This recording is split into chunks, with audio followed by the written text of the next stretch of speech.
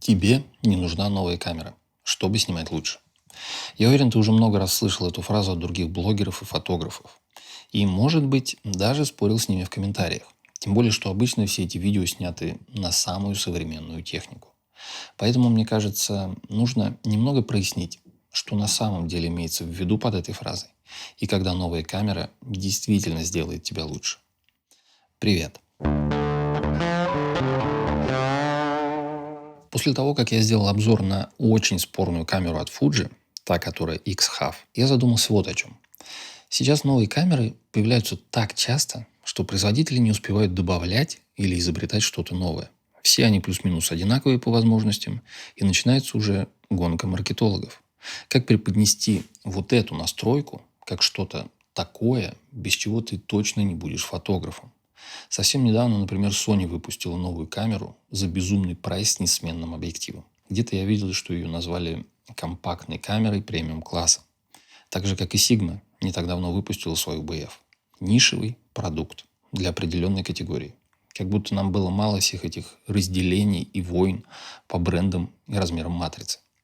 С выходом каждой новой камеры у нас появляется ощущение, что мы постоянно отстаем. Я видел очень много сообщений из серии «Я хочу купить камеру X». Но я слышал, что через полгода выходит новая модель. Может быть, мне стоит подождать ее выхода? Обязательно подожди. А через полгода они анонсируют новую модель, в которой точно появится именно та настройка, которой тебе не хватало. Когда я делал видео про камеры, изменившие цифровую фотографию, я остановился на 2013 году. Конечно, это видео вызвало споры о том, что действительно можно считать революцией в фотографии. Но речь сейчас не об этом. По-настоящему большие прорывы уже произошли. Появление цифры, появление камер с достойным разрешением снимков и переход от контрастного автофокуса к фазовому. Сейчас уже просто шлифуются детали и постоянно добавляются новые функции и какие-то микроулучшения, которыми большинство никогда не будет пользоваться. Все эти отдельные виды следящего автофокуса для людей, насекомых, животных, машин, самолетов, суперскоростная серийная съемка, чтобы потом из нескольких тысяч кадров выбрать 3. Или мое любимое – видео 8К, которое невозможно обработать, не купив новый компьютер, который к тому же будет стоить дороже, чем твоя камера. Но все это не сделает твою фотографию лучше. Точнее, сделает, но только в техническом плане. Они будут менее шумными, более детализированными. Если говорить о фуджах, то фотографии сразу будут как будто обработаны. Если ты, конечно, подберешь себе какой-то профиль. Но они не добавят в твои фотографии креативности, не исправят композицию и не научат видеть. Было бы, конечно, очень хорошо, если бы это так работало, но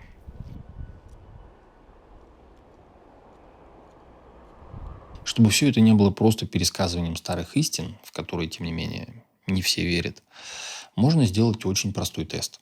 Найди в интернете снимки, сделанные 10, 15 или, можно даже 20 лет назад. Не снимки Брессона, которого все вспоминают в любой непонятной ситуации, а просто снимки менее популярных, чем он, фотографов.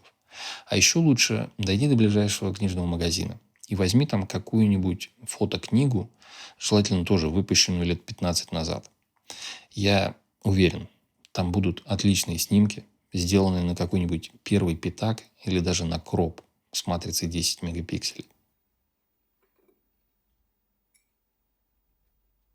Но справедливости ради, чтобы ты не подумал, что я из тех упоротых, кто говорит, что снимать можно и на утюг, обновление имеет смысл, когда ты понимаешь, что именно оно тебе дает. Не так, что мне не нравятся мои фотографии, пойду куплю камеру в 3 раза дороже.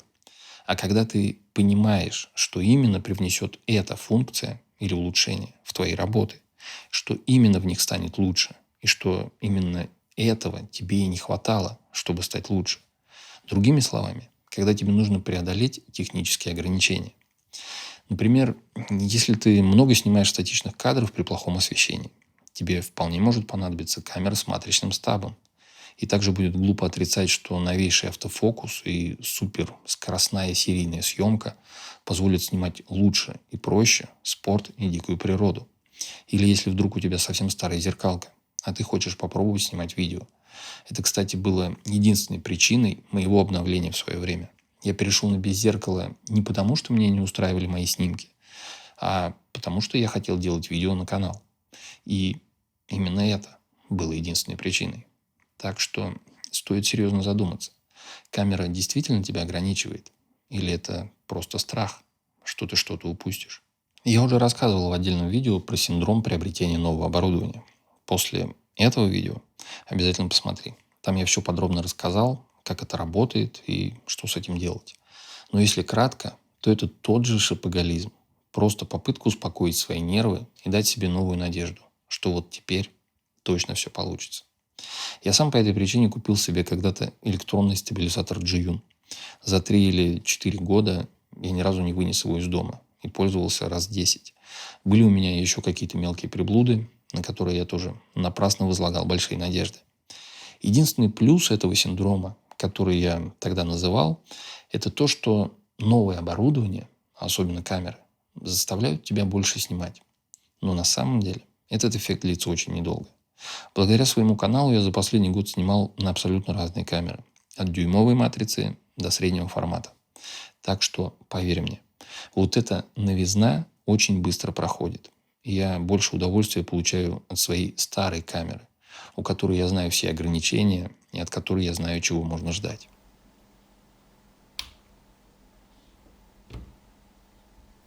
Это видео и практически все предыдущие на моем канале, а также большинство фотографий в Instagram, на сайте, в телеге, сделаны на камеру 2016 года Sony Alpha 6300.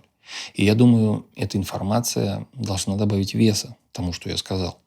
В свое время она, кстати, считалась очень даже хорошей камерой, с потрясающим автофокусом, съемкой в слоге 4К. Но планирую ли я обновиться? Да, я этого не скрываю и в Telegram даже выкладывал ссылки на сбор донатов. Но это как раз та ситуация, про которую я говорил.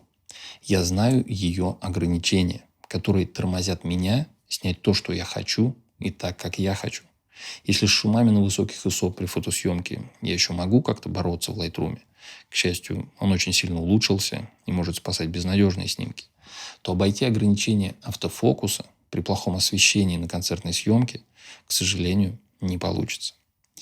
Надеюсь, это видео было полезным. Я смог убедить тебя, что получить удовольствие от фотографий можно не только на самую свежую камеру. Лайк, подписка, колокольчик. Ссылки в описании. Увидимся в следующем видео. Пока.